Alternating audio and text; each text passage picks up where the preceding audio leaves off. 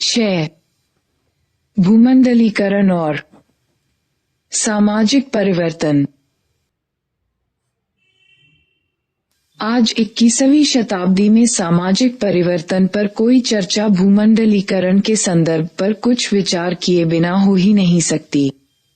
ये स्वाभाविक है कि सामाजिक परिवर्तन और विकास विषयक इस पुस्तक में भूमंडलीकरण, ग्लोबलाइजेशन और उदारीकरण, लिबरलाइजेशन शब्द इससे पहले के अध्यायों में आ चुके हैं। अध्याय 4 में भूमंडलीकरण, उदारीकरण और ग्रामीण समाज विषयक अनुभाग को पुनः स्मरण करें। अपनी पुस्तक के पन्ने पीछे की ओर पलटें और अध्याय 5 में उदारीकरण के बारे में भारत सरकार की नीति और भारतीय उद्योगों पर उसका प्रभाव विषयक अनुभाग को पढ़ें। जब हमने अध्याय 3 में विजन मुंबई एवं भूमंडलीय शहरों के भविष्य के बारे में चर्चा की थी तब भी ये शब्द आए थे। अपनी पाठ्य पुस्तकों के अलावा भी आपने भूमंडलीकरण शब्द को समाचार पत्रों, टेलीविजन कार्यक्रमों यहाँ तक कि अपनी रोजमर्रा की बातचीत में भी पढ़ा सुना होगा। क्रियाकलाप 6.1 से आपको ये जानने में सहायता मिलेगी कि भूमंडलीकरण शब्द का प्रयोग विभिन्न प्रसंगों में अनेक रीतियों से किया जाता है।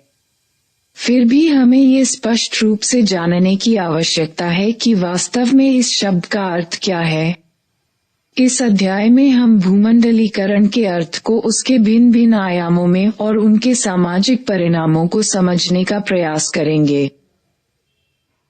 लेकिन इसका यह अर्थ नहीं है कि भूमंडलीकरण की एक ही परिभाषा हो सकती है और उसे समझने का तरीका भी एक ही है।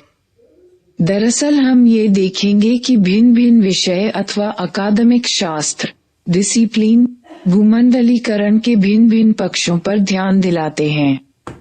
अर्थशास्त्र आर्थिक आयामों जैसे पूंजी के प्रवाह आदि का अधिक विवेचन करता होगा। राजनीति शास्त्र सरकारों की बदलती हुई भूमिका पर ध्यान दिलाता होगा। तथापि भूमंडलीकरण की प्रक्रिया ही इतनी व्यापक है कि भिन्न भिन्न विषयों को भूमंडलीकरण के कारणों और परिणामों को समझने के लिए एक दूसरे से अधिकाधिक जानकारी लेनी पड़ती है। तो आइए देखें कि समाजशास्त्र भूमंडलीकरण को समझने के लिए क्या करता है। आपको याद होगा कि हमने पहली पुस्तक में समाजशास्त्र के विषय क्षेत्र और समाजशास्त्रीय परिप्रेक्ष्य के विशिष्ट स्वरूप के बारे में चर्चा की थी। एक बार भूमंडलीकरण को समझने के लिए समाजशास्त्रीय परिप्रेक्ष्य के महत्व पर ध्यान केंद्रित करने के प्रयोजन से फिर हम थोड़ा पीछे चलते हैं। समाजशास्त्रीय अध्ययन का क्षेत्र अत्यंत व्यापक होता है। यह अपने विश्लेषण को अलग अलग व्यक्तियों जैसे दुकानदार और ग्राहक, अध्यापक और छात्र, दो मित्रों अथवा पारिवारिक सदस्यों के बीच की अंतःक्रियाओं पर केंद्रित कर सकता है। इसी प्रकार यह अपने विश्लेषण को राष्ट्रीय मुद्दों जैसे बेरोजगारी अथवा जातीय संघर्ष अथवा जनजातीय लोगों के वन संबंधी अधिकारों पर सरकारी नीति का प्रभाव या ग्रामीण ऋणग्रस्तता आदि तक सीमित रख सकता है। भूमंडलीय सामाजिक प्रक्रियाओं जैसे कामगार वर्ग पर नए लचीले श्रम विनियमों अथवा नव युवाओं पर इलेक्ट्रॉनिक मीडिया अथवा देश की शिक्षा प्रणाली पर विदेशी विश्वविद्यालयों के प्रवेश के प्रभाव की जांच कर सकता है। इसलिए समाजशास्त्र उन विषयों यानी परिवार या मजदूर संघ अथवा ग्राम आदि से परिभाषित नहीं होता जिनका यह अध्ययन करता है, बल्कि वह एक चुने हुए क्षेत्र का अध्ययन कैसे करता है इससे परिभाषित होता है। समाजशास्त्र परिचय, कक्षा 11, 2020। ऊपर दिए गए अनुच्छेद को सावधानीपूर्वक पढ़ें। आप भली भांति समझ जाएंगे कि समाजशास्त्र क्या अध्ययन करता है से नहीं बल्कि यह कैसे अध्ययन करता है से परिभाषित किया गया है। इसलिए ये कहना सही नहीं होगा कि समाजशास्त्र भूमंडलीकरण के केवल सामाजिक अथवा सांस्कृतिक परिणामों का ही अध्ययन करता है। यह व्यक्ति और समाज, सूक्ष्म और स्थूल, व्यष्टि एवं समष्टि, माइक्रो एवं मैक्रो, स्थानीय एवं भूमंडलीय के बीच के संबंधों के भाव को समझने के लिए समाजशास्त्रीय कल्पना शक्ति का प्रयोग करता है। एक दूरदराज के गांव में रहने वाला किसान भूमंडलीय परिवर्तनों से कैसे प्रभावित होता है? भूमंडलीकरण ने मध्यवर्ग के रोजगार के अवसरों पर कैसा प्रभाव डाला है? उसने बड़े भारतीय निगमों के पारराष्ट्रीय ट्रांसनेशनल निगम बन जाने की संभावनाओं को कैसे प्रभावित किया है? यदि खुदरा व्यापार का क्षेत्र पारराष्ट्रीय बड़ी कंपनियों के लिए खोल दिया जाता है तो पड़ोस के पंसारी पर उसका क्या प्रभाव होगा? आज हमारे शहरों और कस्बों में इतने अधिक बड़े बड़े बिक्री भंडार, शॉपिंग मॉल क्यों हैं? आज युवाओं में अपना खाली समय बिताने का तरीका कैसे बदल गया है? हम भूमंडलीकरण द्वारा लाए जा रहे विभिन्न प्रकार के व्यापक परिवर्तनों के कुछ उदाहरण देते हैं। आप स्वयं भी ऐसे और कई उदाहरण बता सकेंगे जिनसे भूमंडलीय घटनाक्रम आम लोगों के जीवन को प्रभावित कर रहा है और उसके माध्यम से उस तरीके को भी प्रभावित कर रहा है जिससे समाजशास्त्र को समाज का अध्ययन करना है। बाजार को खुला कर देने और अनेक उत्पादों के आयात पर लगे प्रतिबंधों को हटा देने से हम देखते हैं कि हमारे पास पड़ोस की दुकानों में दुनिया के भिन्न भिन्न भागों से उत्पादित वस्तुएं आने लगी हैं। आयात पर लगे सभी प्रकार के परिमाणात्मक प्रतिबंधों को 1 अप्रैल 2001 से खारिज कर दिया गया है। अब पड़ोस के फलों की दुकान में बिक्री के लिए पड़ी चीन की नाशपाती और ऑस्ट्रेलिया के सेब को देखकर आश्चर्य नहीं होता। पड़ोस की दुकान में आपको ऑस्ट्रेलियाई संतरे का रस और बर्फ में जमे हुए पैकेटों में तलने के लिए तैयार आलू आदि की चिप्स मिल जाएंगी। हम अपने घरों में अपने परिवार या मित्रों के साथ बैठकर जो खाते पीते हैं वह भी धीरे धीरे बदल रहा है। नीति में किए गए एक जैसे परिवर्तन उपभोक्ताओं और उत्पादकों को अलग अलग तरीके से प्रभावित करते हैं। ये बदलाव जहां एक संपन्न शहरी उपभोक्ता के लिए उपभोग के नए और व्यापक विकल्प लाता है, वहीं एक किसान के लिए आजीविका का संकट पैदा कर सकता है। ये परिवर्तन व्यक्तिगत होते हैं क्योंकि वे व्यक्ति के जीवन और जीवन शैली को प्रभावित करते हैं, लेकिन वे निश्चित रूप से सार्वजनिक नीतियों से भी जुड़े होते हैं जिन्हें सरकार अपनाती है और विश्व व्यापार संगठन WTO के साथ समझौता करके तय करती है। इसी प्रकार स्थूल नीतिगत परिवर्तनों का मतलब ये है कि एक टेलीविजन चैनल की बजाय आज हमारे पास वास्तव में 20 चैनल हैं। मीडिया में जो आकस्मिक नाटकीय परिवर्तन आए हैं वे संभवतः भूमंडलीकरण के सबसे अधिक स्पष्ट प्रभाव हैं। हम इनके बारे में अगले अध्याय में अधिक विस्तार से चर्चा करेंगे। यहाँ वैसे ही कुछ बेतरतीब उदाहरण दे दिए गए हैं, लेकिन आप इनकी सहायता से उस घनिष्ठ पारस्परिक संबंध को समझ सकेंगे जो लोगों के व्यक्तिगत जीवन और भूमंडलीकरण की दूरस्थ नीतियों के बीच विद्यमान है। जैसा कि पहले कहा गया है, समाजशास्त्रीय कल्पना शक्ति सूक्ष्म एवं स्थूल के बीच, व्यष्टि एवं समष्टि के बीच और व्यक्तिगत एवं सार्वजनिक के बीच संबंध स्थापित कर सकती है। समाजशास्त्र को अक्सर समाज का अध्ययन करने वाले एक शास्त्र के रूप में परिभाषित किया जाता है। आप कक्षा 11 की पुस्तक 1 में की गई अपनी चर्चा को याद करें कि समाज की सीमा को अंकित करना आसान नहीं है। एक गांव का अध्ययन विभिन्न सामाजिक समूहों और उनके समाजों तक ही सीमित नहीं होता, बल्कि उसमें ये भी देखना होता है कि उस गांव का समाज बाहरी दुनिया से कैसे जुड़ा है। ये जुड़ाव आज पहले से कहीं अधिक संगत हो गया है। कोई भी समाजशास्त्री या सामाजिक मानव विज्ञानी एक समाज का अलग थलग रूप में अध्ययन नहीं कर सकता। स्थान और समय की दूरियां सिकुड़ जाने से यह परिवर्तन हुआ है। समाजशास्त्रियों को इन भूमंडलीय अंतःसंबंधों को ध्यान में रखते हुए गांवों, परिवारों, आंदोलनों, बच्चों के पालन पोषण के तरीकों, काम और अवकाश के क्षणों, दफ्तरशाही, अधिकारी तंत्रीय संगठनों अथवा जातियों का अध्ययन करना होगा। इन अध्ययनों में विश्व व्यापार संगठन के नियमों का कृषि पर तथा उसके फलस्वरूप किसान पर पड़ने वाले प्रभाव का भी ध्यान रखा जाएगा। भूमंडलीकरण का प्रभाव बहुत व्यापक होता है। ये हम सबको प्रभावित करता है। कुछ के लिए इसका अर्थ है नए नए अवसरों का उपलब्ध होना, तो दूसरों के लिए आजीविका की हानि हो सकता है। ज्यों ही चीनी और कोरियाई रेशम के धागे यार्न ने बाजार में प्रवेश किया, बिहार की रेशम काटने और धागा बनाने वाली औरतों का धंधा ही चौपट हो गया। बुनकर और उपभोक्ता इस नए यार्न, चीन एवं कोरिया के रेशम के धागे को अधिक पसंद करते हैं, क्योंकि यह कुछ सस्ता है और इसमें एक तरह की चमक भी होती है।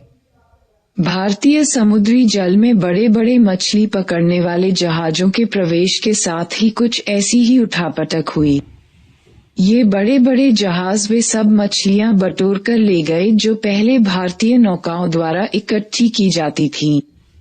इस प्रकार मछली छांटने, सुखाने, बेचने और जाल बुनने वाली औरतों की रोजी रोटी छिन गई। गुजरात में गोंद इकट्ठा करने वाली औरतें जो पहले बावल के पेड़ों जुलिफेरा से गोंद इकट्ठा करती थीं, सूडान से सस्ते गोंद का आयात शुरू हो जाने से अपना रोजगार खो बैठी। भारत के लगभग सभी शहरों में रद्दी बीनने वाले लोग कुछ हद तक अपना रोजगार खो बैठे, क्योंकि विकसित देशों से रद्दी कागज का आयात होने लगा है। इसी अध्याय में आगे चलकर हम ये देखेंगे कि परंपरागत मनोरंजनकर्ताओं के व्यवसायों पर इस भूमंडलीकरण का क्या प्रभाव पड़ा है। ये स्पष्ट है कि भूमंडलीकरण का सामाजिक आशय बहुत महत्वपूर्ण है, लेकिन जैसा कि आपने अभी देखा है, समाज के विभिन्न हिस्सों पर इसका प्रभाव बहुत ही भिन्न प्रकार का होता है। इसलिए भूमंडलीकरण के प्रभाव के बारे में लोगों के विचार एक समान न होकर बहुत ही विभाजित हैं। कुछ का विश्वास है कि भूमंडलीकरण बेहतर विश्व के अग्रदूत के रूप में अत्यंत आवश्यक है। दूसरों को डर है कि विभिन्न भागों, समूहों के लोगों पर भूमंडलीकरण का असर बहुत ही अलग अलग प्रकार का होता है। उनका कहना है कि अधिक सुविधा संपन्न वर्गों में बहुत से लोगों को तो इससे लाभ होगा, लेकिन पहले से ही सुविधा वंचित आबादी के बहुत बड़े हिस्से की हालत बद से बदतर होती चली जाएगी। कुछ लोग ऐसे भी हैं जो ये कहते हैं कि भूमंडलीकरण एकदम नई प्रक्रिया नहीं है। अगले 2 अनुभागों में हम इन मुद्दों पर चर्चा करेंगे। हम ये भी पता लगाएंगे कि प्राचीन काल में भूमंडलीय स्तर पर भारत के अंतःसंबंध कैसे थे। हम ये भी जांच करेंगे कि क्या वास्तव में भूमंडलीकरण की कुछ खास विशेषताएं हैं और वे क्या क्या हैं। 6. क्या भूमंडलीकरण के अंतःसंबंध विश्व और भारत के लिए नए हैं? यदि भूमंडलीकरण भूमंडलीय अंतःसंबंधों के बारे में है, तो हम ये पूछें कि क्या ये कोई नई प्रघटना है? क्या भारत और विश्व के विभिन्न भाग प्रारंभिक कालों में आपस में अंतःक्रिया नहीं करते थे? प्रारंभिक वर्ष। भारत आज से 2000 वर्ष पहले भी विश्व से अलग थलग नहीं था। हमने अपनी इतिहास की पाठ्य पुस्तकों में प्रसिद्ध रेशम मार्ग सिल्क रूट के बारे में पढ़ा है। यह मार्ग सदियों पहले भारत को उन महान सभ्यताओं से जोड़ता था जो चीन, फ्रांस, मिस्र और रोम में स्थित था। हम ये भी जानते हैं कि भारत, यह एक रोचक तथ्य है कि संस्कृत भाषा का सबसे महान व्याकरणाचार्य पाणिनि बॉक्स 6.1, जिसने ईसा पूर्व 4वीं शताब्दी के आसपास संस्कृत व्याकरण और स्वर विज्ञान को सुव्यवस्थित एवं रूपांतरित किया था, वे अफगान मूल के थे। 7वीं शताब्दी के चीनी विद्वान यी जिंग ने चीन से भारत आते हुए मार्ग में जावा, श्रीविजय शहर में रुककर संस्कृत सीखी थी। अंतःक्रियाओं का प्रभाव थाईलैंड से Malaya, Indo China, Indonesia, Philippines, Korea और जापान, तक समस्त एशिया महाद्वीप की भाषाओं और शब्दावलियों में दृष्टिगोचर होता है। हमें कूपमंडूक, कुएं में रहने वाले मेंढक से संबंधित एक नीतिकथा में एकाकीकरणवाद, आइसोलेशनिज्म के विरुद्ध एक चेतावनी मिलती है। यह नीतिकथा संस्कृत के अनेक प्राचीन ग्रंथों में बार बार दोहराई गई है। कूपमंडूक एक मेंढक है जो जीवन भर एक कुएं में रहता है। वह और कुछ नहीं जानता और बाहर की हर चीज पर शक करता है। वह किसी से बात नहीं करता और किसी के साथ किसी भी विषय पर तर्क वितर्क नहीं करता। वह तो बस बाहरी दुनिया के बारे में अपने दिल में गहरा संदेह पाले रखता है। विश्व का वैज्ञानिक, सांस्कृतिक और आर्थिक इतिहास वास्तव में बहुत ही सीमित होता यदि हम भी कूपमंडूक की तरह जीवन बिताते। सन 2005, 84,286।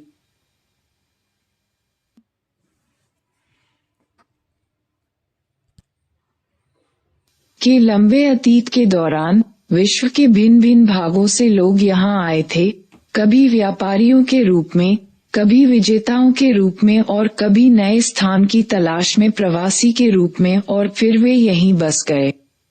दूरदराज के भारतीय गांवों में लोग ऐसे समय को याद करते हैं जब उनके पूर्वज कहीं और रहा करते थे, जहां से वे उस स्थान पर आए जहां वे इस समय रह रहे हैं। इस प्रकार भूमंडलीय अंतःक्रियाएं अथवा भूमंडलीय दृष्टिकोण कोई नई चीज नहीं है जो आधुनिक युग अथवा आधुनिक भारत के लिए अनोखी हो। उपनिवेशवाद और भूमंडलीय संयोजन। हमने आधुनिक भारत में सामाजिक विकास की कहानी औपनिवेशिक काल से शुरू की थी। आपने अध्याय 1 में पढ़ा होगा कि आधुनिक पूंजीवाद का उसके प्रारंभ से ही एक भूमंडलीय आयाम रहा है। उपनिवेशवाद उस व्यवस्था का एक भाग था जिसे पूंजी, कच्ची सामग्री, ऊर्जा और बाजार के नए स्रोतों और एक ऐसे संजाल, नेटवर्क की आवश्यकता थी जो उसे संभाले हुए था। आज भूमंडलीकरण की आम पहचान है लोगों का बड़े पैमाने पर प्रवसन जो उसका एक पारिभाषिक लक्षण है। आप ये तो जानते ही हैं कि संभवतः लोगों का सबसे बड़ा प्रवसन यूरोपीय लोगों का देशांतरण था जब वे अपना देश छोड़कर अमेरिका में और ऑस्ट्रेलिया में जा बसे थे। आपको याद होगा कि भारत से गिरमिटिया मजदूरों को किस प्रकार जहाजों में भरकर एशिया, अफ्रीका और उत्तरी दक्षिणी अमेरिका के दूरवर्ती भागों में काम करने के लिए ले जाया गया था, और दास व्यापार के अंतर्गत हजारों अफ्रीकियों को दूरस्थ तटों तक गाड़ियों में भरकर ले जाया गया था। स्वतंत्र भारत और विश्व। स्वतंत्र भारत ने भी भूमंडलीय दृष्टिकोण को अपनाए रखा। ये कई अर्थों में भारतीय राष्ट्रीय आंदोलनों से विरासत में मिला था। विश्व भर में चल रहे उदारता संघर्षों के लिए प्रतिबद्धता, विश्व के विभिन्न भागों में रहने वाले लोगों के साथ एकता दर्शाना इसी दृष्टिकोण का अभिन्न अंग था। बहुत से भारतवासियों ने शिक्षा एवं कार्य के लिए समुद्र पार की यात्राएं की। एक निरंतर चलने वाली प्रक्रिया थी कच्चा माल, सामग्री और प्रौद्योगिकी का आयात और निर्यात स्वतंत्रता प्राप्ति के समय से ही देश के विकास का अंग बना रहा। विदेशी कंपनियां भारत में सक्रिय थीं, इसलिए हमें अपने आप ये पूछने की जरूरत है कि परिवर्तन की वर्तमान प्रक्रिया क्या आमूल रूप से उस प्रक्रिया से भिन्न है जिसे हमने अतीत में देखा था। 6.2 भूमंडलीकरण की समझ। हमने देखा है कि अत्यंत प्रारंभिक काल से ही भूमंडलीय विश्व के साथ भारत के संबंध बहुत महत्वपूर्ण रहे हैं। हम ये भी जानते हैं कि पाश्चात्य पूंजीवाद, जैसा कि वह यूरोप में उभरा था, उपनिवेशवाद के रूप में अन्य देशों के संसाधनों पर भूमंडलीय नियंत्रण के रूप में उभरा और आगे भी रहेगा। किंतु महत्वपूर्ण प्रश्न ये है कि क्या भूमंडलीकरण केवल भूमंडलीय अंतः संबद्धता के बारे में ही है या फिर इसका संबंध उन महत्वपूर्ण परिवर्तनों से है जो उत्पादन और संचार, श्रम तथा पूंजी के संगठन, प्रौद्योगिकीय नवाचार और सांस्कृतिक अनुभवों, शासन की प्रणालियों और सामाजिक आंदोलन में हुए हैं। ये परिवर्तन तब भी सार्थक प्रतीत होते थे, भले ही कुछ प्रतिमान पूंजीवाद की प्रारंभिक अवस्थाओं में स्पष्टतः दृष्टिगोचर हो चुके हों। कुछ ऐसे परिवर्तनों ने, जो कि संचार क्रांति से प्रवाहित हुए थे, हमारे काम करने और रहने के तौर तरीकों को बहुआयामी रूपों में बदल दिया गया है। अब हम भूमंडलीकरण की विशिष्ट विशेषताओं के बारे में बतलाने का प्रयास करेंगे। जब आप उन विशेषताओं का अध्ययन करेंगे तो आपको यह महसूस होगा कि भूमंडलीय अंतःसंबद्धता की एक सरल परिभाषा भूमंडलीकरण की गहनता एवं जटिलता को क्यों नहीं पकड़ पाती। भूमंडलीकरण का अर्थ समूचे विश्व में सामाजिक एवं आर्थिक संबंधों के विस्तार के कारण विश्व में विभिन्न लोगों, क्षेत्रों एवं देशों के मध्य अंतःनिर्भरता की वृद्धि से है। यद्यपि आर्थिक शक्तियां भूमंडलीकरण का एक अभिन्न अंग हैं, लेकिन ये कहना गलत होगा कि अकेली वे शक्तियां ही भूमंडलीकरण को उत्पन्न करती हैं। भूमंडलीकरण सूचना और संचार प्रौद्योगिकियों के विकास के द्वारा ही सबसे आगे बढ़ा है। इन प्रौद्योगिकियों ने विश्वभर में लोगों के बीच अंतःक्रिया की गति एवं क्षेत्र को बहुत ज्यादा बढ़ा दिया है। इसके अलावा हम ये भी देखेंगे कि राजनीतिक संदर्भ में भी इसका विस्तार हुआ। आइए भूमंडलीकरण के विभिन्न आयामों पर दृष्टिपात करें। अपनी चर्चा को सहज बनाने के लिए हम आर्थिक, राजनीतिक और सांस्कृतिक पहलुओं पर पृथक रूप से विचार करेंगे। तथापि आप शीघ्र ही समझ जाएंगे कि वे पहलू कितनी गहराई से परस्पर जुड़े हुए हैं। भूमंडलीकरण के विभिन्न आयाम। आर्थिक आयाम। भारत में हम उदारीकरण और भूमंडलीकरण दोनों शब्दों का प्रयोग अक्सर करते रहते हैं। वे वास्तव में एक दूसरे से जुड़े हुए अवश्य हैं, पर एक जैसे नहीं हैं। भारत में हमने देखा है कि राज्य सरकार ने 1991 में अपनी आर्थिक नीति में कुछ परिवर्तन लाने का निर्णय लिया था। इन परिवर्तनों को उदारीकरण की नीतियां कहा जाता है। उदारीकरण की आर्थिक नीति। भूमंडलीकरण में सामाजिक और आर्थिक संबंधों का विश्वभर में विस्तार सम्मिलित है। यह विस्तार कुछ आर्थिक नीतियों द्वारा प्रोत्साहित किया जाता है। मोटे तौर पर इस प्रक्रिया को भारत में उदारीकरण कहा जाता है। उदारीकरण शब्द का तात्पर्य ऐसे अनेक नीतिगत निर्णयों से है जो भारत राज्य द्वारा 1991 में भारतीय अर्थव्यवस्था को विश्व बाजार के लिए खोल देने के उद्देश्य से लिए गए थे। इसके साथ ही अर्थव्यवस्था पर अधिक नियंत्रण रखने के लिए सरकार द्वारा इससे पहले अपनाई जा रही नीति पर विराम लग गया। सरकार ने स्वतंत्रता प्राप्ति के बाद अनेक ऐसे कानून बनाए थे जिनसे ये सुनिश्चित किया गया था कि भारतीय बाजार और भारतीय स्वदेशी व्यवसाय व्यापक विश्व की प्रतियोगिता से सुरक्षित रहें। इस नीति के पीछे यह अवधारणा थी कि उपनिवेशवाद से मुक्त हुआ देश स्वतंत्र बाजार की स्थिति में नुकसान में ही रहेगा। आप अध्याय 1 में उपनिवेशवाद के आर्थिक प्रभाव के बारे में पहले ही पढ़ चुके हैं। सरकार का ये भी विश्वास था कि अकेला बाजार ही संपूर्ण जन कल्याण, विशेष रूप से सुविधा वंचित वर्गों के कल्याण का ध्यान नहीं कर सकेगा। यह महसूस किया गया कि जनसाधारण के कल्याण के लिए सरकार को भी महत्वपूर्ण भूमिका निभानी चाहिए। जैसा कि आपने अध्याय 3 में पढ़ा है कि भारतीय संविधान के निर्माताओं के लिए सामाजिक न्याय के मुद्दे कितने महत्वपूर्ण थे। अर्थव्यवस्था के उदारीकरण का अर्थ था भारतीय व्यापार को नियमित करने वाले नियमों और वित्तीय नियमनों को हटा देना। इन उपायों को आर्थिक सुधार भी कहा जाता है। ये सुधार क्या हैं? जुलाई 1991 से भारतीय अर्थव्यवस्था ने अपने सभी प्रमुख क्षेत्रों कृषि, उद्योग, व्यापार, विदेशी निवेश और प्रौद्योगिकी, सार्वजनिक क्षेत्र, वित्तीय संस्थाएं आदि में सुधारों की एक लंबी श्रृंखला देखी है। इसके पीछे मूल अवधारणा ये थी कि भूमंडलीय बाजार में पहले से अधिक समावेश करना भारतीय अर्थव्यवस्था के लिए लाभकारी सिद्ध होगा। उदारीकरण की प्रक्रिया के लिए अंतर्राष्ट्रीय मुद्रा कोष IMF जैसी अंतर्राष्ट्रीय संस्थाओं से ऋण लेना भी जरूरी हो गया। ये ऋण कुछ निश्चित शर्तों पर दिए जाते हैं। सरकार को कुछ विशेष प्रकार के आर्थिक उपाय करने के लिए वचनबद्ध होना पड़ता है और इन आर्थिक उपायों के अंतर्गत संरचनात्मक समायोजन की नीति अपनानी होती है। इन समायोजनों का अर्थ सामान्यतः सामाजिक क्षेत्रों जैसे स्वास्थ्य, शिक्षा एवं सामाजिक सुरक्षा में राज्य के व्यय में कटौती है। अन्य अंतर्राष्ट्रीय संस्थाओं जैसे विश्व व्यापार संगठन WTO के संदर्भ में भी यह बात कही जा सकती है।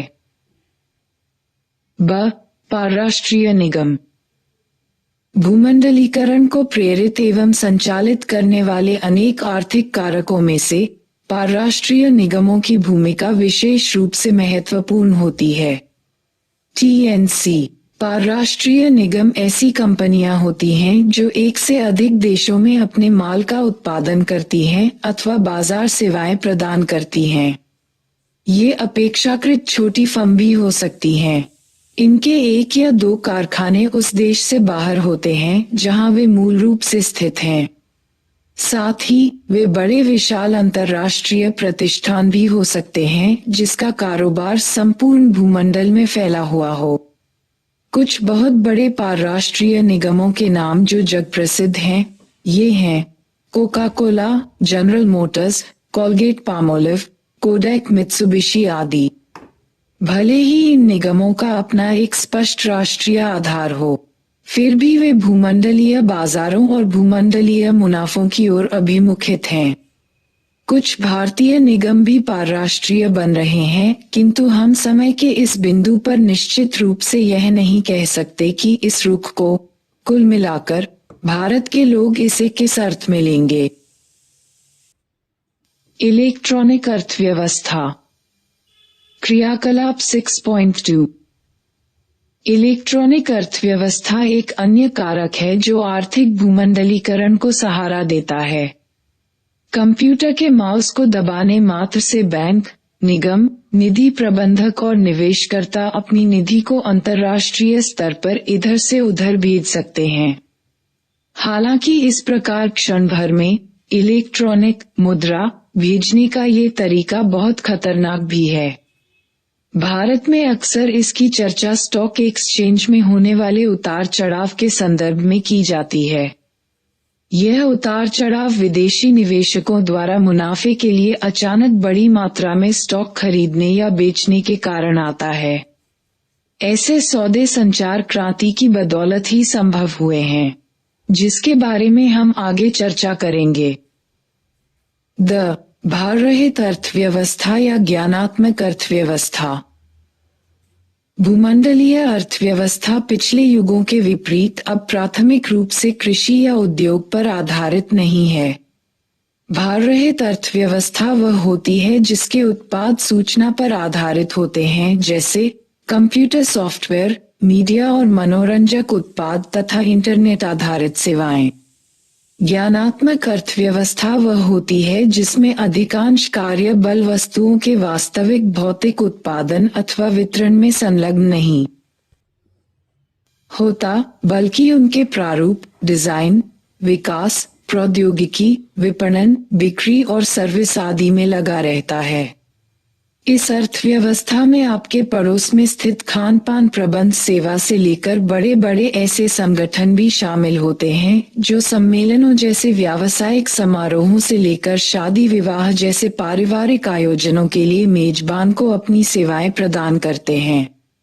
ऐसे भी बहुत से नए नए व्यवसाय हैं जिनके बारे में कुछ दशकों पहले सुना ही नहीं गया था। उदाहरण के लिए कार्यक्रम प्रबंधक, क्या आपने उनके बारे में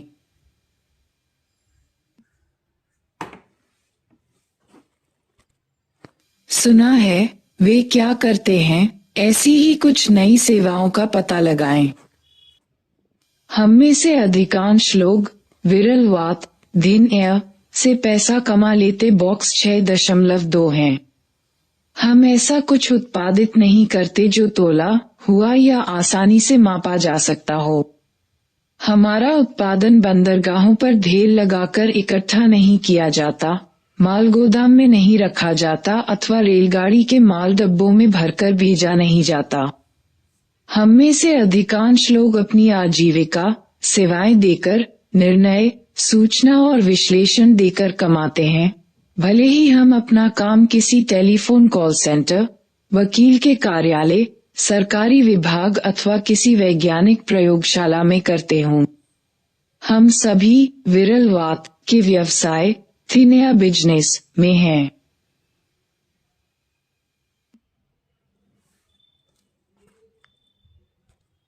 वित्त का भूमंडलीकरण। ये भी ध्यान रहे कि मुख्य रूप से सूचना प्रौद्योगिकी की क्रांति के कारण पहली बार वित्त का भूमंडलीकरण हुआ है। भूमंडलीय आधार पर एकीकृत वित्तीय बाजार इलेक्ट्रॉनिक परिपथों में कुछ ही क्षणों में अरबों खरबों डॉलर के लेन देन कर डालते हैं। पूंजी और प्रतिभूति बाजारों में 24 घंटे व्यापार चलता रहता है। न्यूयॉर्क, टोक्यो और लंदन जैसे नगर वित्तीय व्यापार के प्रमुख केंद्र हैं। भारत में मुंबई को देश की वित्तीय राजधानी कहा जाता है। भूमंडलीय संचार। विश्व में प्रौद्योगिकी के क्षेत्र और दूरसंचार के आधारभूत ढांचे में हुई महत्वपूर्ण उन्नति के फलस्वरूप भूमंडलीय संचार व्यवस्था में भी क्रांतिकारी परिवर्तन हुए हैं।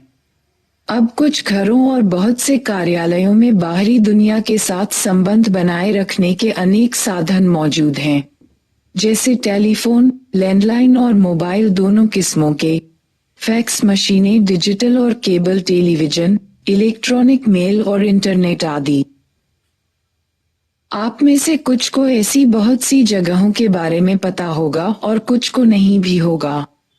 हमारे देश में इसे अक्सर डिजिटल विभाजन का सूचक माना जाता है।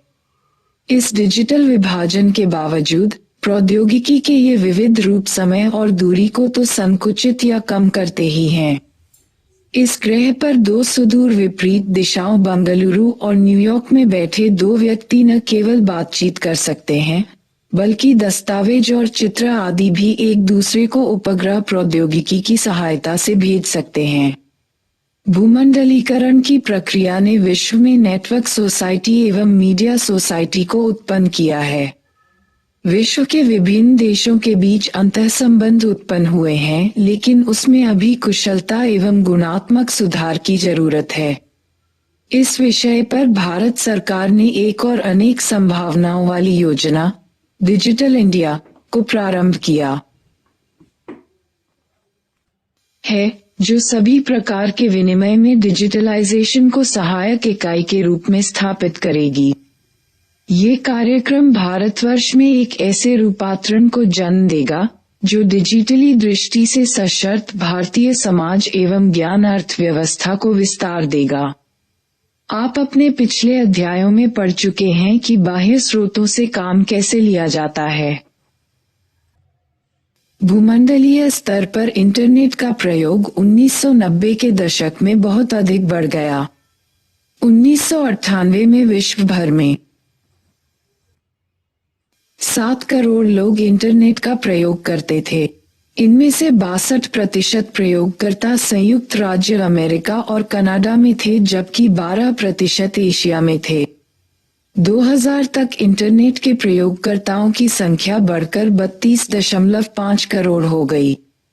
भारत में सन 2000 तक इंटरनेट के ग्राहकों की संख्या 30 लाख हो गई और 1.5 करोड़ लोग उसका प्रयोग करते थे, और यह अब बढ़कर 70 करोड़ हो गया है। 2017-18 के एक अध्ययन के अनुसार 10 घरों में से एक घर में कंप्यूटर है। लगभग सभी घरों के 1/4 घरों में मोबाइल फोन या अन्य उपकरणों के माध्यम से इंटरनेट कनेक्टिविटी है। ये आंकड़े स्वयं ये सूचित करते हैं कि देश में कंप्यूटरों का तेजी से फैलाव होने के बावजूद डिजिटल विभाजन यहाँ अब भी है। इंटरनेट से जुड़ने की सुविधा अधिकतर नगरीय क्षेत्रों में ही पाई जाती है, जो साइबर कैफे के माध्यम से व्यापक रूप से उपलब्ध है। किंतु ग्रामीण इलाके अब भी अनिश्चित विद्युत आपूर्ति, व्यापक रूप से फैली हुई निरक्षरता और टेलीफोन कनेक्शन जैसी अधोसंरचनाओं के अभाव के कारण अधिकतर इस सुविधा से वंचित हैं। भारत में दूरसंचार विस्तार। बॉक्स 6.4। जब भारत ने 1947 में स्वतंत्रता प्राप्त की थी, उस समय इस नए राष्ट्र में 35 करोड़ की जनसंख्या के लिए 84,000 टेलीफोन लाइनें थीं।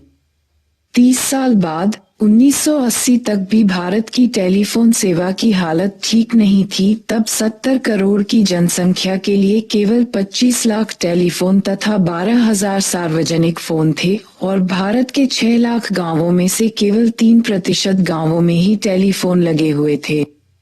किंतु 1990 के दशक के आखिरी वर्षों में दूरसंचार परिदृश्य में व्यापक बदलाव आ गया। 1999 तक भारत में 2.5 करोड़ टेलीफोन लाइनें लग चुकी थी, जो देश के 300 नगरों, 4,869 कस्बों और 310,897 गांवों में फैली हुई थी, जिनकी बदौलत भारत का दूरसंचार संजाल नेटवर्क विश्व में 9वां सबसे बड़ा संजाल नेटवर्क बन गया था। 1988 से 1998 के बीच किसी न किसी प्रकार की टेलीफोन सुविधा वाले गांवों की संख्या 27,316 सेकंड बढ़कर 300,000 यानी भारत में गांवों की कुल संख्या से आधी हो गई। 2000 तक कोई 6,50,000 public call office (PCO) Bharat में दूर दूर तक ग्रामीण, पहाड़ी और जनजातीय इलाकों में विश्वसनीय टेलीफोन सेवा प्रदान करने लगे थे, जहां टेलीफोन करने के इच्छुक व्यक्ति आराम से पैदल चलकर जाएं, टेलीफोन करें और मीटर में आए पैसे चुका दें। इस प्रकार PCO की सुविधा उपलब्ध हो जाने से पारिवारिक सदस्यों के साथ संपर्क बनाए रखने की भारतीय लोगों की एक प्रबल सामाजिक सांस्कृतिक आवश्यकता पूरी होती है। जैसे कि भारत में शादी, विवाह आदि के उत्सवों में शामिल होने के लिए, सगे संबंधियों के पास जाने के लिए और अंत्येष्टि आदि में सम्मिलित होने के लिए रेलगाड़ी यात्रा करने का सबसे सुलभ साधन बन गई हैं। वैसे ही टेलीफोन भी पारिवारिक घनिष्ठ संबंध बनाए रखने का सबसे आसान तरीका माना जाता है। यह कोई आश्चर्य की बात नहीं है कि दूरभाष सेवाओं से संबंधित अधिकतर विज्ञापनों में मां को बेटे बेटियों से और दादा दादियों, नाना नानियों को पोते पोतियों, नाती नातियों से बात करते हुए दिखाया जाता है। भारत में दूरभाष व्यवस्था का विस्तार वाणिज्यिक कार्य व्यवहार के अलावा अपने प्रयोगकर्ता के लिए एक प्रबल सामाजिक सांस्कृतिक व्यवहार का कार्य भी करता है। स्रोत: सिंपल एवं रोजर्स, 2001 188-89 1। बॉक्स 6.2 का अभ्यास। व्यक्तिगत संबंधों और दूरसंचार व्यवस्था पर एक निबंध लिखें। सेल्यूलर टेलीफोनों में भी अत्यधिक वृद्धि हुई है और अधिकांश नगर में रहने वाले मध्यवर्गीय युवाओं के लिए सेलफोन उनके अस्तित्व का हिस्सा बन गए हैं। इस प्रकार सेलफोनों के इस्तेमाल में भारी वृद्धि हुई है और इनके इस्तेमाल के तरीकों में भी काफी बदलाव दिखाई देता है। नीचे के 3 बॉक्सों में दी गई जानकारी इन परिवर्तनों को इंगित करती है। 1988 में भारत सरकार के गृह मंत्रालय ने मोबाइल टेलीफोनों के लिए पूर्वदत्त नकद कार्डों (प्रीपेड कैश कार्ड) की खुली बिक्री पर इस दलील के साथ रोक लगा दी कि बहुत से अपराधी लोग भी पूर्वदत्त नकद कार्डों का इस्तेमाल कर रहे हैं, जिससे अन्वेषकों को अपराधियों का पता लगाने में कठिनाई होती है। यद्यपि अपराधियों द्वारा प्रयोग किए जाने वाले टेलीफोन कार्डों की संख्या संपूर्ण संख्या की तुलना में एकदम नगण्य है, फिर भी टेलीफोन संचालकों को ये समादेश दे दिया गया है कि किसी भी ग्राहक को नकद कार्ड की खुदरा बिक्री से पहले उसके नाम और पते का सत्यापन अवश्य कर लें। निजी संचालकों का मानना है कि वे अपने व्यवसाय का लगभग 50% भाग इस अनावश्यक सत्यापन के कारण खो रहे हैं। मोबाइल दूरभाष सेवाओं के नए ग्राहकों की संख्या में 1998 में लगभग 50% की कमी आई, जब भारतीय आयकर विभाग ने यह आदेश दिया कि मोबाइल टेलीफोन रखने वाले हर व्यक्ति को आयकर देना चाहिए। यह आदेश इस सोच पर आधारित था कि यदि कोई व्यक्ति मोबाइल टेलीफोन जैसी कोई विलास वस्तु रखने का खर्च उठा सकता है तो उसकी आय इतनी अवश्य होगी कि उसे आयकर विवरणी प्रस्तुत करनी चाहिए। सिंघल एवं रोजर्स 2001 203-04। भारत विश्व में मोबाइल फोनों के सबसे तेजी से बढ़ते हुए बाजारों में से एक बन गया है। भारत में वाणिज्यिक मोबाइल सेवाएं 1995 से प्रारंभ की गई थीं। शुरू के 5-6 वर्षों में इसके ग्राहकों में वृद्धि का मासिक औसत 50,000 से 1 लाख के बीच था और दिसंबर 2002 में कुल मोबाइल ग्राहकों की संख्या 0.1 करोड़ थी। यद्यपि मोबाइल टेलीफोनों के मामले में नई दूरसंचार नीति 1994 का अनुसरण किया गया, लेकिन प्रारंभिक वर्षों में समवृद्धि की दर धीमी रही क्योंकि मोबाइल टेलीफोनों हैंडसेटों की कीमतें अधिक था और मोबाइल टेलीफोनों की शुल्क दरें भी ऊंची थीं। नई दूरसंचार नीति 1999 में उद्योग क्षेत्र ने अनेक नए कदम उठाए जो उपभोक्ता हितैषी थे। मोबाइल ग्राहकों की संख्या में वृद्धि होने लगी। वर्ष 2003 में देश भर में 1.60 करोड़ नए मोबाइल आ गए। इसके बाद 2004 में 2.2 करोड़ और 2005 में 3.2 करोड़ नए मोबाइल फोन आ गए। सितंबर 2006 में भारत के पास 12.344 करोड़ मोबाइल थे। भारत से अधिक मोबाइल फोन 3 ही देशों में थे, यानी चीन 40.8 करोड़, संयुक्त राज्य अमेरिका -17.0 करोड़ और रूस -13 करोड़। इंटरनेट से भारत की फिलहाल की स्थिति का पता लगाएं और चर्चा करें।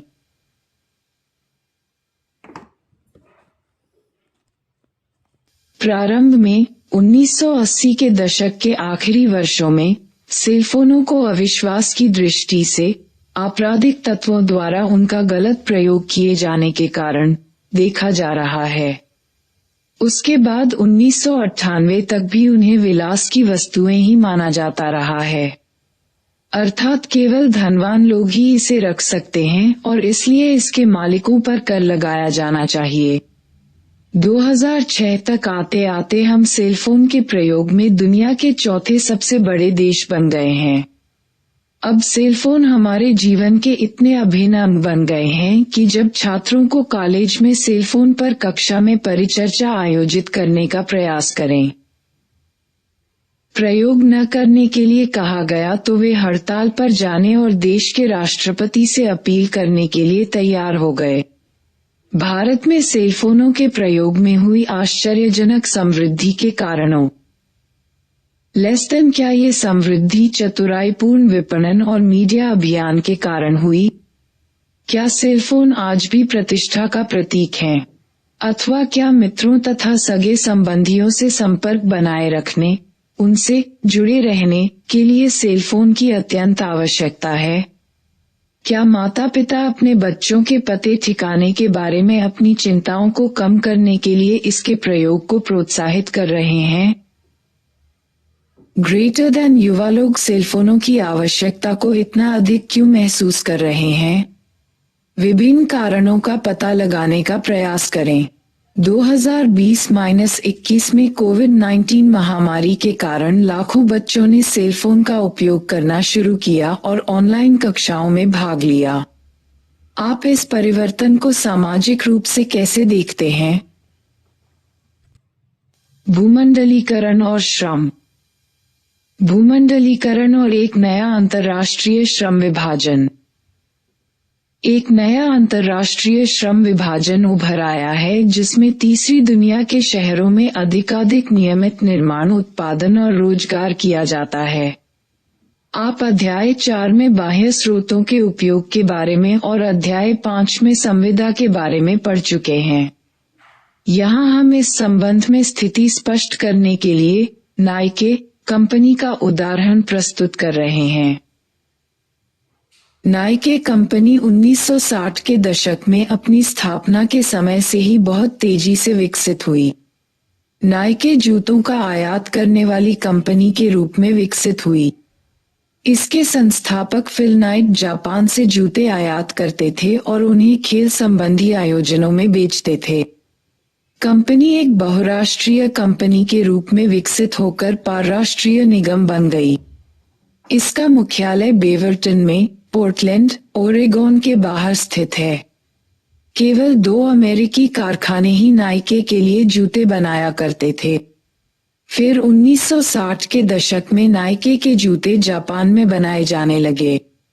जब वहां लागत बढ़ी तो उत्पादन कार्य 1970 के दशक के मध्य भाग में दक्षिण कोरिया को स्थानांतरित कर दिया गया। फिर जब दक्षिण कोरिया में मजदूरी की लागत बढ़ी तो 1980 के दशक में उत्पादन को थाईलैंड और इंडोनेशिया तक फैला दिया गया। तदुपरांत 1990 के दशक से हम भारत में नाइके के जूतों का उत्पादन कर रहे हैं। किंतु यदि और कहीं मजदूरी अधिक सस्ती होगी तो उत्पादन केंद्र वहां खोल दिए जाएंगे। इस संपूर्ण प्रक्रिया से श्रमिक जन अत्यंत कमजोर और असुरक्षित हो जाते हैं। श्रम का ये लचीलापन अक्सर उत्पादकों के पक्ष में ही काम करता है। एक केंद्रीकृत स्थान पर विशाल पैमाने पर वस्तुओं के उत्पादन फोर्डवाद, फोर्डिज्म की बजाय हम अलग अलग स्थानों पर उत्पादन की लचीली प्रणाली फोर्डवादोत्तर, पोस्ट फोर्डिज्म की ओर बढ़ चुके हैं। प्रत्यक्ष रूप में तो जनरल मोटर्स नामक कंपनी पोटियाक लीमैन्स जैसी अमेरिकी कार बनाती है। इसकी शोरूम कीमत $20,000 है, जिसमें से सिर्फ $7,600 ही अमेरिकनों यानी डेट्रॉय के कार्मिकों और प्रबंधकों, न्यूयॉर्क के वकीलों और बैंकरों, वाशिंगटन में रहने वाले समर्थकों एवं प्रचारकों और देश भर में जनरल मोटर्स के शेयरधारियों के पास जाते हैं। शेष में से 48% हिस्सा दक्षिण कोरिया को मजदूरी और कार के हिस्सों को जोड़ने के लिए, ग्रेटर देन 28% हिस्सा जापान को इलेक्ट्रॉनिक्स और इंजन जैसे हिस्सों के लिए, 12% जर्मनी को शैली और डिजाइन इंजीनियरी के लिए, ग्रेटर देन 79% ताइवान और सिंगापुर को छोटे कलपुर्जों के लिए, लेस देन 4% यूनाइटेड किंगडम को विपणन के लिए और लगभग ग्रेटर देन 1% बार्बाडोस या आयरलैंड को आंकड़े तैयार करने के लिए। रीच 1991।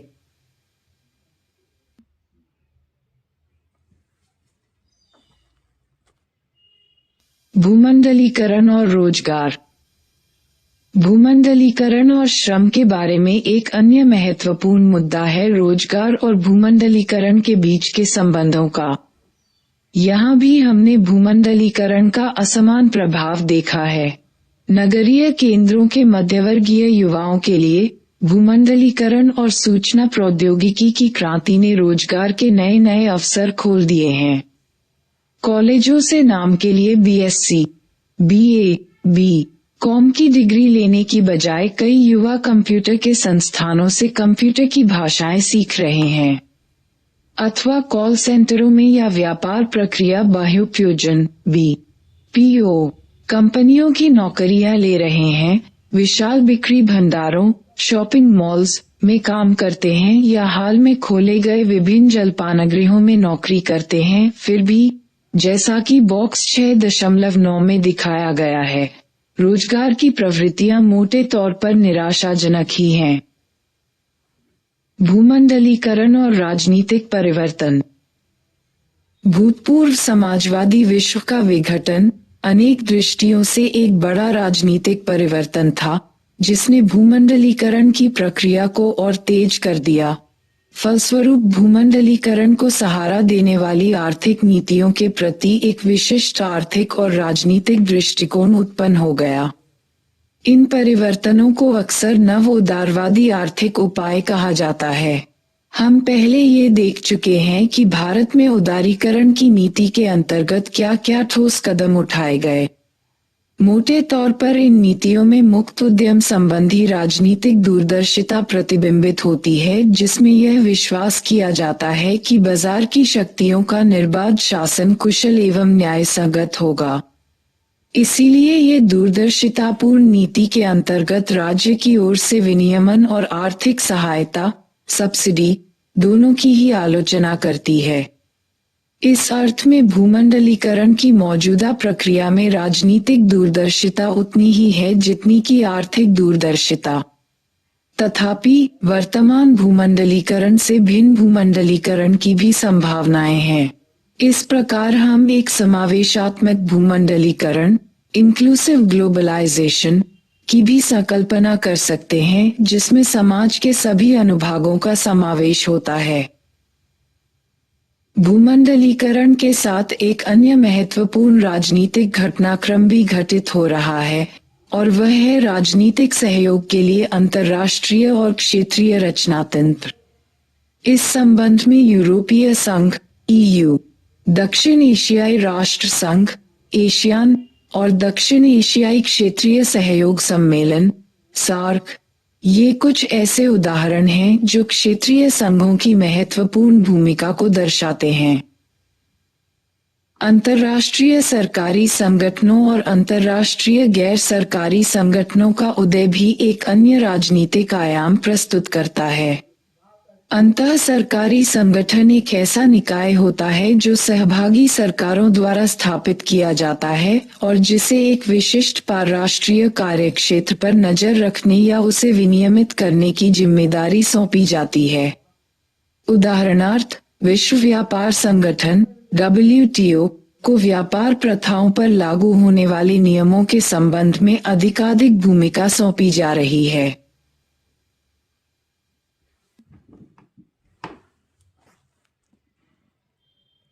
जैसा कि इनके नाम से ही स्पष्ट है, अंतर्राष्ट्रीय गैर सरकारी संगठनों अंतः सरकारी संगठनों से इस रूप में भिन्न हैं कि वे सरकारी संस्थाओं से संबद्ध नहीं होते बल्कि स्वयं स्वतंत्र संगठन होते हैं जो नीतिगत निर्णय लेते हैं और अंतर्राष्ट्रीय मुद्दों पर विचार करते हैं।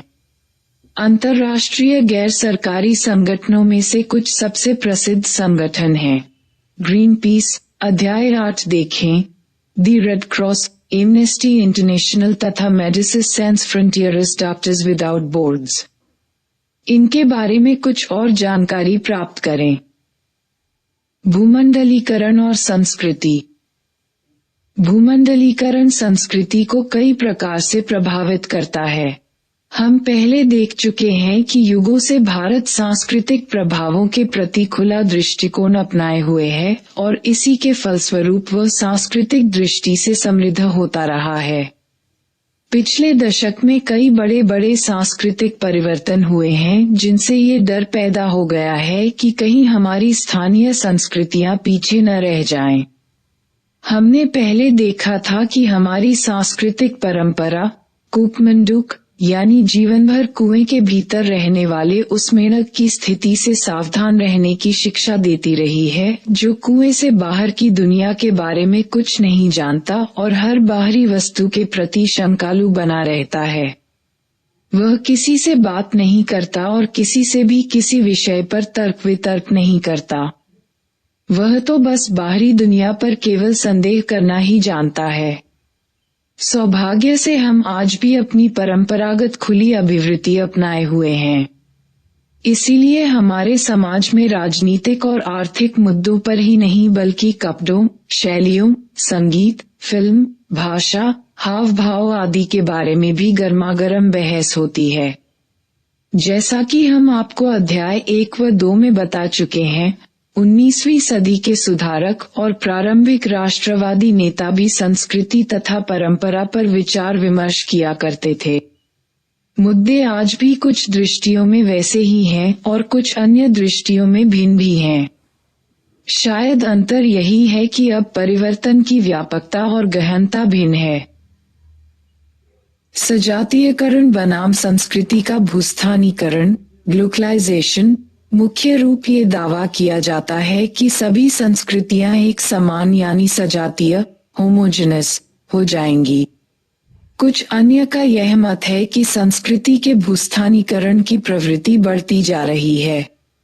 भूस्थानीकरण का अर्थ है भूमंडलीय के साथ स्थानीय का मिश्रण। ये पुनर्तः स्वतः प्रवर्तित नहीं होता और न ही भूमंडलीकरण के वाणिज्यिक हितों से इसका पूरी तरह संबंध विच्छेद किया जा सकता है। यह एक ऐसी रणनीति है जो अक्सर विदेशी फर्मों द्वारा अपना बाजार बढ़ाने के लिए स्थानीय परंपराओं के साथ व्यवहार में लाई जाती है।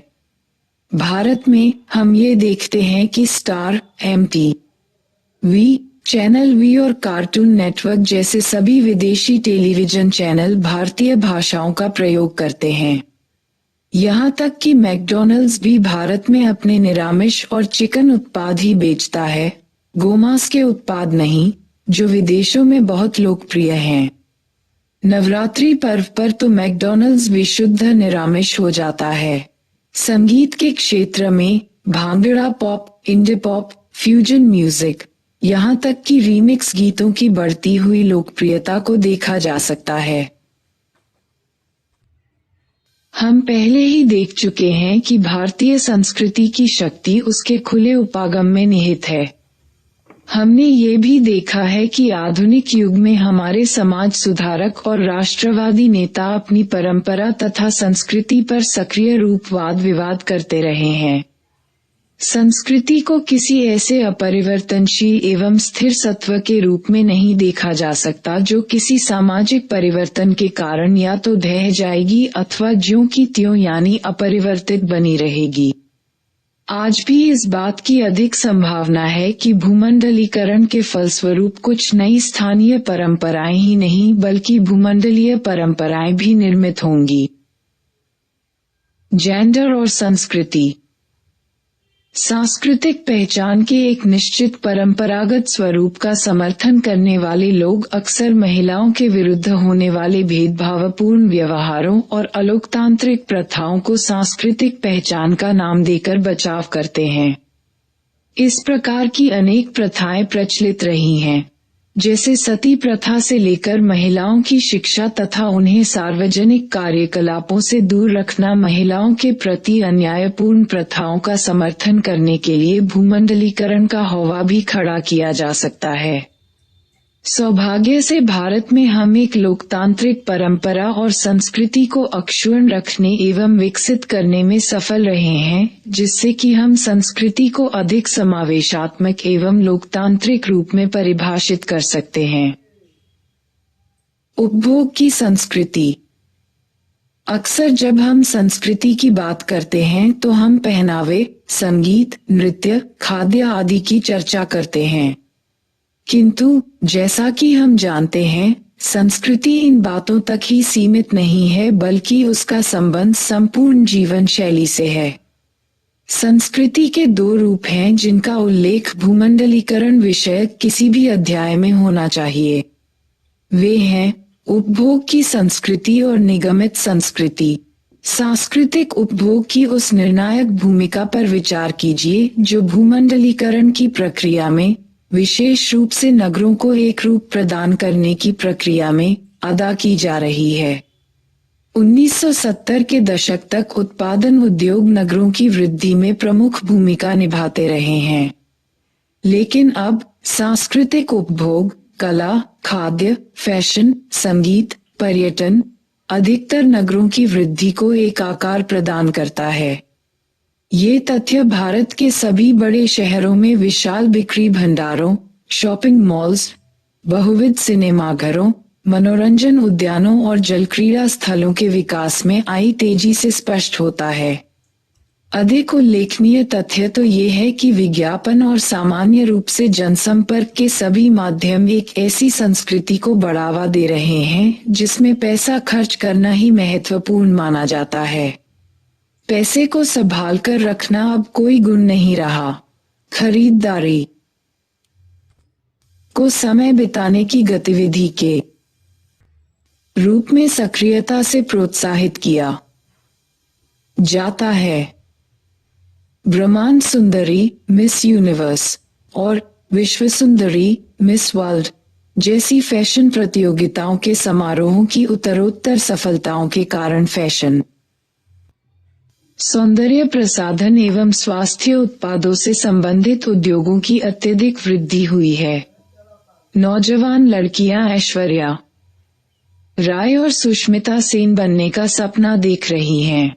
कौन बनेगा करोड़पति जैसे लोकप्रिय प्रतिस्पर्धात्मक कार्यक्रमों से वास्तव में ऐसा प्रतीत होने लगा है कि कुछ ही खेलों में हमारा भाग्य बदल सकता है। निगम संस्कृति प्रबंधन सिद्धांत की एक ऐसी शाखा है जो किसी फर्म के सभी सदस्यों को साथ लेकर एक अद्भुत संगठनात्मक संस्कृति के निर्माण के माध्यम से उत्पादकता और प्रतियोगितात्मकता को बढ़ावा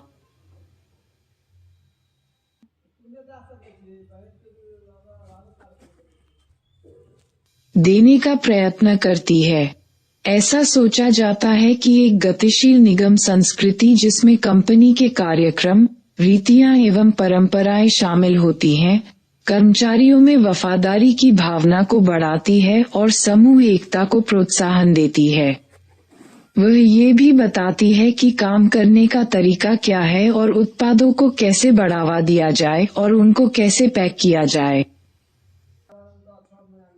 बहुराष्ट्रीय कंपनियों के प्रसार और सूचना प्रौद्योगिकी में आई क्रांति के फलस्वरूप अवसरों की उपलब्धता में वृद्धि हो जाने से भारत के महानगरों में ऐसे ऊर्ध्वगामी व्यावसायिकों, प्रोफेशनलों का एक वर्ग बन गया है जो सॉफ्टवेयर कंपनियों, बहुराष्ट्रीय बैंकों, चार्टर लेखाकार फर्मों, स्टॉक बाजारों, यात्रा, फैशन डिजाइन, मनोरंजन, मीडिया और अन्य सहबद्ध क्षेत्रों में कार्यरत हैं।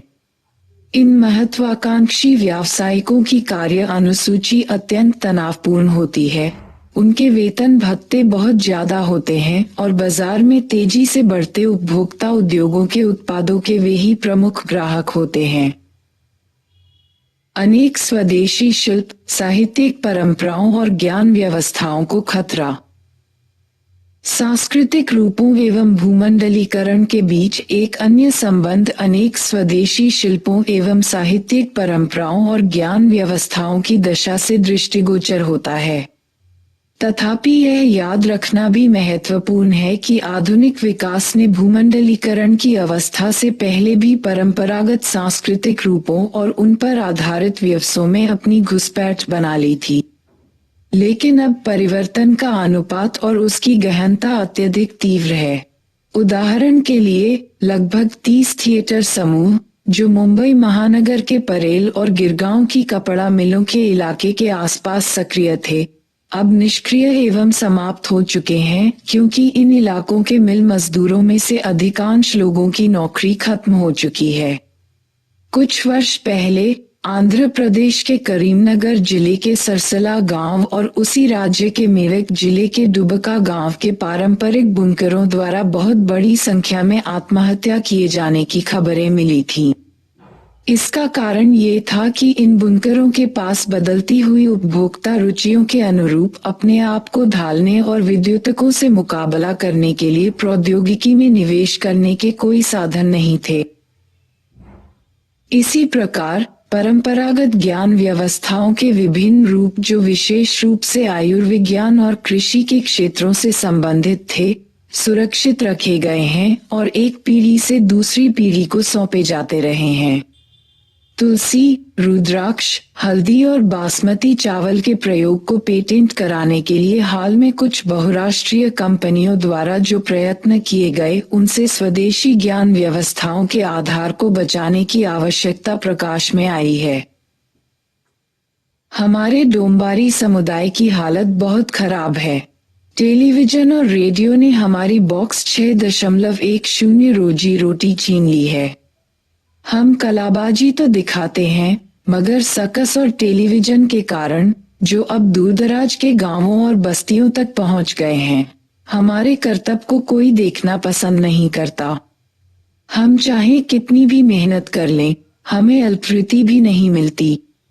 लोग हमारा खेल तमाशा देखते तो हैं, पर केवल मनोरंजन के लिए। वे हमें उसके बदले में कोई पैसा नहीं देते। वे इस बात की भी परवाह नहीं करते कि हम भूखे हैं। इसलिए हमारा धंधा चौपट हो रहा है।